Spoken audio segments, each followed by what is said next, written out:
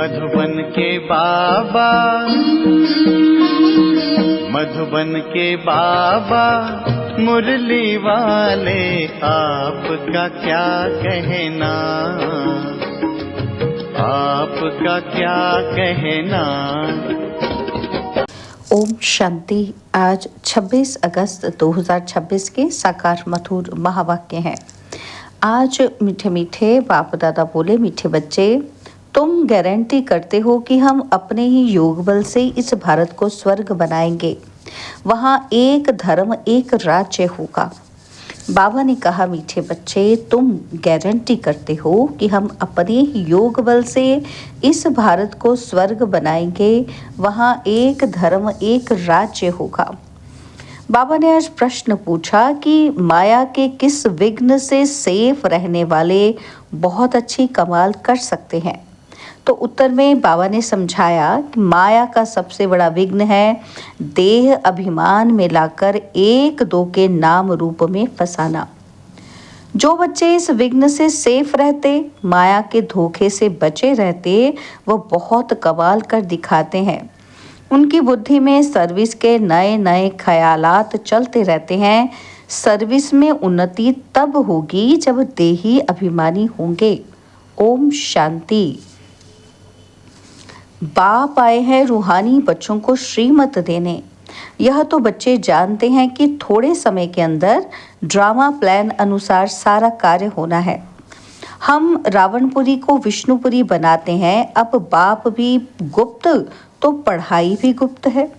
Centres तो बहुत हैं, छोटे बड़े गांव में सेंटर्स हैं और बच्चे भी बहुत हैं और भी दिन प्रतिदिन बढ़ते जाएंगे। लिटरेचर में भी लिखते हैं कि हम इस भारत भूमि को स्वर्ग बनाकर छोड़ेंगे। तुमको यह भारत भूमि बहुत प्यारी है क्योंकि तुम जानते हो कि ये भारत ही स्वर्ग था। उनको 5000 वर्ष हुए, भारत बहुत शानदार था। तुम ब्रह्मा मुख वंशावली बच्चों को ही ये नॉलेज है। इस भारत को श्रीमत पर स्वर्ग बनाना पड़े, सबको रास्ता बताना है और कोई खिटखिट की यहाँ बात ही नहीं है। आपस में बैठ राय करनी चाहिए कि इन चित्रों द्वारा ऐसी क्या एडवर्टाइज करें जो अखबार में भी ये चित्र डालें। आपस में इस पर सेमिनार करना चाहिए। जैसे उस गवर्नमेंट के लोग आपस में मिलते हैं, राय करते हैं कि भारत को हम कैसे सुधारें। यह जो इतने मतभेद हो गए हैं उनको आपस में मिलकर ठीक करें और भारत में सुख शांति कैसे स्थापन हो। ऐसे तुम भी रूहानी पांडव गवर्नमेंट हो। ये बड़ी ईश्वरीय गवर्नमेंट है। पतित पावन बाप ही पतित बच्चों को पावन बनाकर पावन दुनिया का मालिक बनाते हैं। यह राज तुम बच्चे जानते हो। मुख्य है ही भारत का आदि सनातन देवी देवता धर्म। यह है रुद्र ज्ञान यज्ञ। रुद्र कहा जाता है शिव बाबा को। अब तुमको बाप ने आकर जगाया है, तुमको फिर औरों को जगाना है। ड्रामा प्लान अनुसार तुम जागते रहते हो। अब तक जिसने जैसा जैसा पुरुषार्थ किया है उतना ही कल्प पहले भी गया था। तुम्हारी रूहानी युद्ध है। कभी माया का जोर हो जाता है और कभी ईश्वर का। कभी कभी तो अच्छी सर्विस तेजी से चलती है और कभी कभी कई बच्चों में माया के विघ्न पड़ जाते हैं। माया एकदम बेहोश कर देती है। लड़ाई का मैदान तो हो है ना, तो माया राम की संतान को बेहोश कर देती है। लवकुश की कहानी भी है ना कि राम के 2 बच्चे दिखाए हैं। यहाँ तो बाबा के ढेर बच्चे हैं। इस समय सब मनुष्य कुंभकर्ण की नींद में सोए हुए हैं। वो ये भी नहीं जानते कि परमपिता परमात्मा आया है बच्चों को वर्षा देने। बाप भारत में ही आते हैं, ये बात बिल्कुल ही भूल गए हैं। भारतवासी ही स्वर्ग के मालिक थे, इसमें कोई शक नहीं। परमपिता परमात्मा का जन्म भी यहाँ होता है, तब तो शिव जयंती भारत में मनाते हैं। तो ज़रूर उसने कुछ आकर किया होगा। बुद्धि कहती है कि ज़रूर बाप ने आकर स्वर्ग की स्थापना की होगी। प्रेरणा से थोड़ी स्थापना करेंगे। यहाँ तो तुम बच्चों को राजयोग सिखाया जाता है, याद की यात्रा सिखाई जाती है। प्रेरणा में कोई आवाज नहीं होता। समझते हैं शंकर प्रेरणा से विनाश करता, परंतु इसमें प्रेरणा की बात नहीं है। तुम समझ गए हो कि ड्रामा में उन्हों का पाठ ही है मूसल बनाना।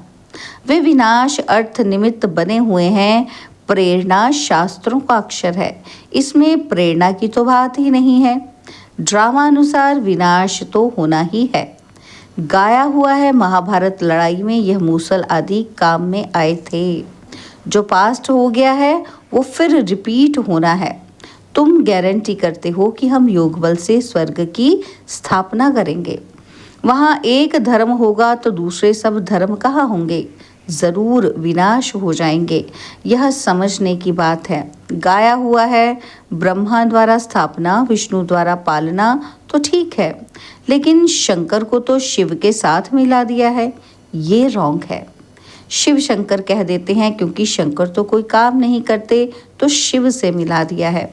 परंतु शिव बाबा कहते हैं मुझे तो बहुत काम करना पड़ता है, सबको पावन बनाना पड़ता है। मैं इस ब्रह्मा तन में प्रवेश कर इस साकार द्वारा स्थापना का कार्य कराता हूँ।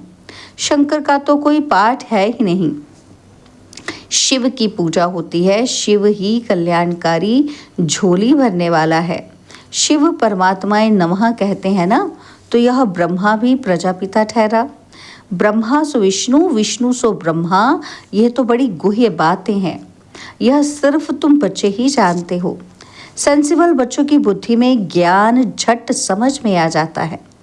मनुष्य को कुछ भी समझ ही नहीं कि पतित पावन बाप कब आएंगे।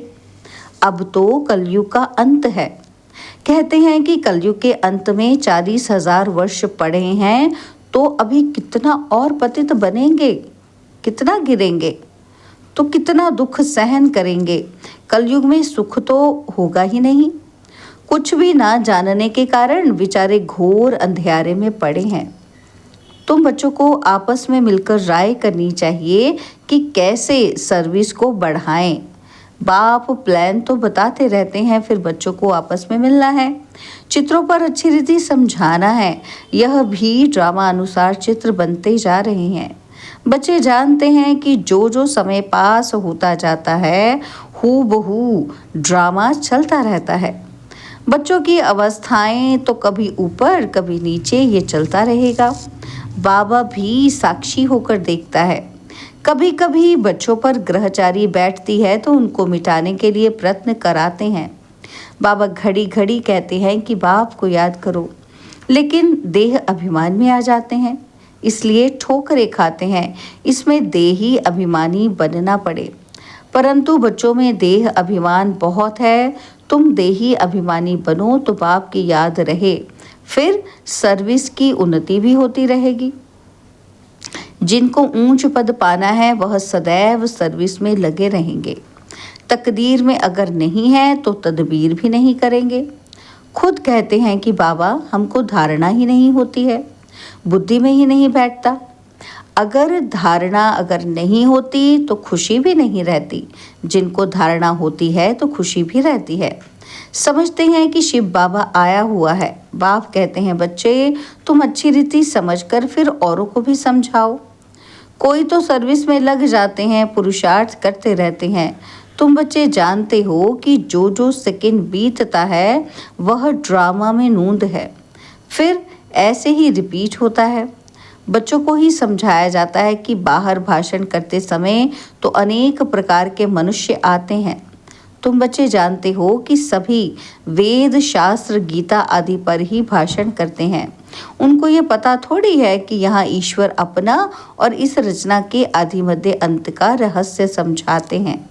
चित्रों में कितना अच्छी तरह दिखाया है कि परमात्मा कौन है। यह बातें प्रोजेक्टर पर तो समझा नहीं सकते, प्रदर्शनी में चित्र भी सामने खड़े हैं और फिर तुम समझाकर पूछ भी सकते हो कि अब बताओ कि गीता का भगवान कौन है, ज्ञान का सागर कौन है, पवित्रता सुख शांति का सागर लिबरेटर गाइड कौन है। श्री कृष्ण के लिए तो कह नहीं सकेंगे। परमात्मा की महिमा अलग है, तो पहले लिखाना भी चाहिए, प्रोब लेना चाहिए, सबसे सही भी लेनी है। तो इस समय हॉल में चिड़िया लड़ रही थी तो बाबा उस पॉइंट पर समझा रहे हैं कि इस समय सारी दुनिया में लड़ाई झगड़ा ही है, सब आपस में लड़ते रहते हैं। 5 विकार भी मनुष्य में गाए जाते हैं, जानवरों की तो बात ही नहीं है। विशेष वर्ल्ड और वाइसलेस वर्ल्ड मनुष्य के लिए गाया हुआ है। कलयुग में है आसुरी संप्रदाय और सतयुग में है दैवी संप्रदाय। मनुष्य इतने तमोप्रधान बुद्धि हैं जो बिल्कुल समझते ही नहीं कि हम ही आसुरी संप्रदाय हैं। देवताओं के आगे जाकर गाते भी हैं कि हम ही नीच पापी हैं, हम निर्गुण हारे में कोई गुण नहीं। तुम तो उन्हों को सिद्ध कर बता सकते हो। सीढ़ी के चित्र में बड़ा क्लियर है, दिखाया हुआ है कि कैसे चढ़ती कला है फिर उतरती कला है। भारतवासियों के लिए मुख्य है सीढ़ी का चित्र। यह है सबसे अच्छी चीज़। इस चित्र पर बहुत अच्छा समझा सकते हो। 84 जन्म पूरे कर फिर पहला नंबर जन्म लेना है, फिर उतरती कला से चढ़ती कला में जाना पड़े। हर एक का विचार चलना चाहिए कि सबको रास्ता कैसे बताएं। ख्यालात नहीं चलेंगे तो सर्विस कैसे करेंगे।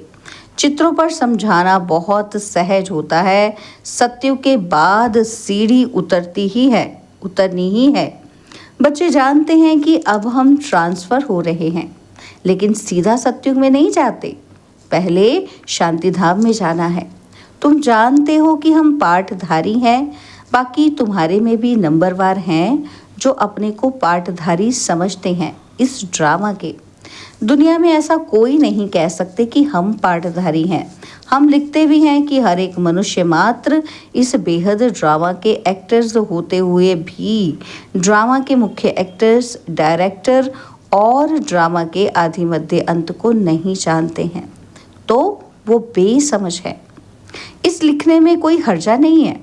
एक कान से सुन दूसरे से निकाल नहीं देना चाहिए। सर्विस, सर्विस और सर्विस। बाबा जानते हैं कि बच्चों पर कभी ग्रहचारी भी बैठती है। जब ग्रहचारी बैठती है तो कितना नुकसान हो जाता है, बाप जानते हैं। साहूकार गरीब बन पड़ते हैं, कारण तो होता है ना। तो बहुतों को बाबा समझाते भी रहते हैं। क्या समझाते हैं बाबा? कि बच्चे नाम रूप में कभी नहीं फंसना, नहीं तो माया ऐसी है जो नाक से पकड़ खड्डे में डाल देगी। माया बड़ा धोखा दे देगी। आशिक माशूक यहाँ नहीं बनना है। आशिक माशूक कोई विकार के लिए बनते हैं और दूसरे सिर्फ रूप पर फिदा होते हैं। तुम जानते हो सेंटर्स पर भी ऐसे माया के विघ्न बहुत पड़ते हैं। 1-2 के नाम रूप में फंस जाते हैं। माया ऐसी प्रबल है जो माता के नाम रूप में और कन्या के नाम रूप में भी फंस पड़ती है। पुरुषार्थ करते हुए भी माया एकदम पकड़ लेती है, इसलिए बाबा सावधानी देते हैं। बाबा कहते हैं कि बच्चे, माया बहुत फंसाने की कोशिश करेगी, लेकिन तुम फंसना नहीं है, तुमको फंसना नहीं है। देह अभिमान में नहीं आना चाहिए। अपने को आत्मा समझ बाप को याद करना है। माया के धोखे से बचते रहना है। तुम बच्चों को बाप गुलगुल फूल बनाने आए हैं। तुम्हें किसी बात में संशय नहीं आना चाहिए। अगर दिल में संशय आया तो सर्विस अच्छी तरह कर नहीं सकेंगे, अंदर घुटका ही खाते रहेंगे। हिम्मत रखनी चाहिए, टाइम बहुत थोड़ा है। बाबा की मुरली सुनेंगे तो उत्साह में आएंगे। आत्म प्रकाश बच्चा ठीक रीति चित्रों की तरफ अटेंशन दे रहा है। बॉम्बे वालों के भी दिमाग में आना चाहिए। मुख्य चित्र को पहले बनाना पड़े, जांच करनी चाहिए। बाबा डायरेक्शन देते रहते हैं कि कैसे चित्रों में उन्नति होनी चाहिए। ऐसी कोई युक्ति रचो जो सीढ़ी का चित्र एरोड्रम पर रखा जाए। यह चित्र देखकर सब खुश होंगे, आगे समझेंगे कि इनको मत देने वाला कौन है। तो बच्चों को बहुत नशा चढ़ना चाहिए। अच्छा, मीठे मीठे सिकिलदे बच्चों प्रति माता पिता बाप दादा का याद, प्यार और गुड मॉर्निंग। रूहानी बाप की रूहानी बच्चों को नमस्ते। हम रूहानी बच्चों की रूहानी बाप दादाजी को दिलवा जान सिकवा प्रेम से नमस्ते। ओम शांति। प्यारे बाबा, मीठे बाबा, मेरे बाबा, शुक्रिया बाबा, शुक्रिया बाबा, शुक्रिया। धारणा के लिए मुख्य सार है। पहला पॉइंट है, तुम बच्चे लड़ाई के मैदान में हो, माया रावण से तुम्हारी युद्ध है।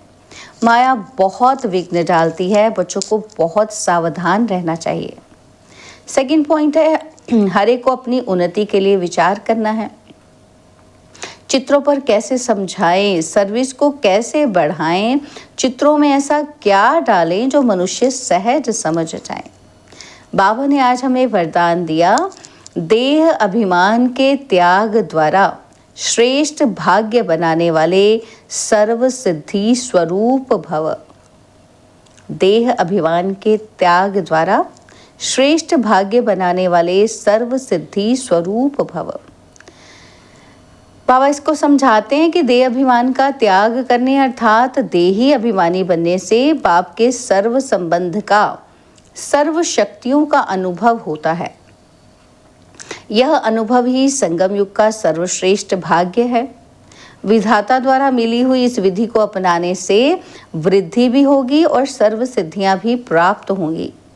देहधारी के संबंध व स्नेह में तो अपना ताज तख्त और अपना असली स्वरूप सब छोड़ दिया, तो क्या बाप के स्नेह में देह अभिमान का त्याग नहीं कर सकते?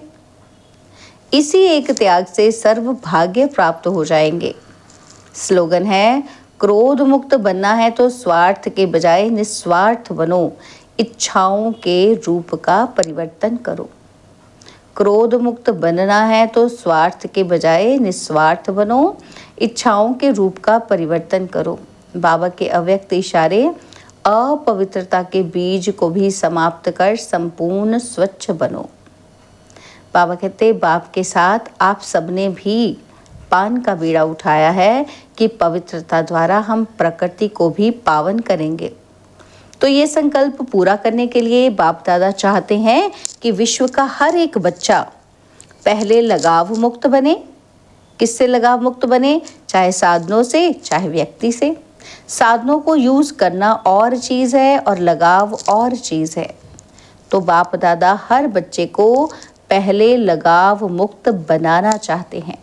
अच्छा, ओम शांति।